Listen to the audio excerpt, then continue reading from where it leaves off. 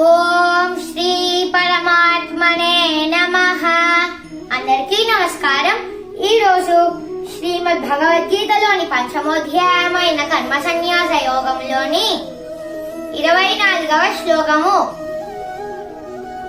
యోంతః సుఖోంతరారామః తథాంతర్జ్యోతిరేవ యః స యోగి బ్రహ్మ నిర్వాణం బ్రహ్మభూతోధిగచ్చతి.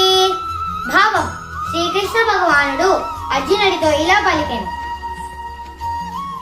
ఎవరైతే తమలో తాము ఆనందంగా రమిస్తూ ఉంటారో, లోనున్న పరమాత్మ యొక్క ఆనందాన్ని ఆస్వాదిస్తూ ఉండి అంతర్గత జ్ఞాన వెలుగుచే ప్రకాశిస్తూ ఉంటారో, అటువంటి యోగులు భగవంతునితో ఏకమై భౌతిక ప్రాపంచిక అస్తిత్వం నుండి విముక్తులవుతారు. 25వ శ్లోకము.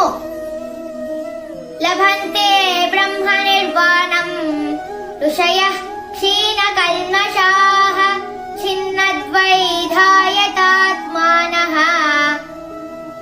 సర్వభూతహితే రతాః.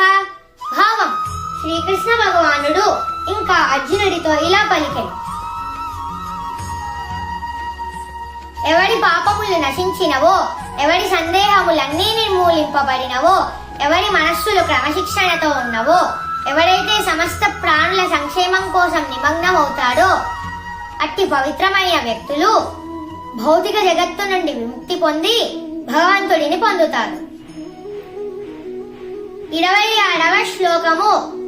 కామక్రోధ వియుక్తానాం యతీనాం యతచేతసాం అభితో బ్రహ్మ నిర్వాణం వర్తతే విదితాత్మనామ.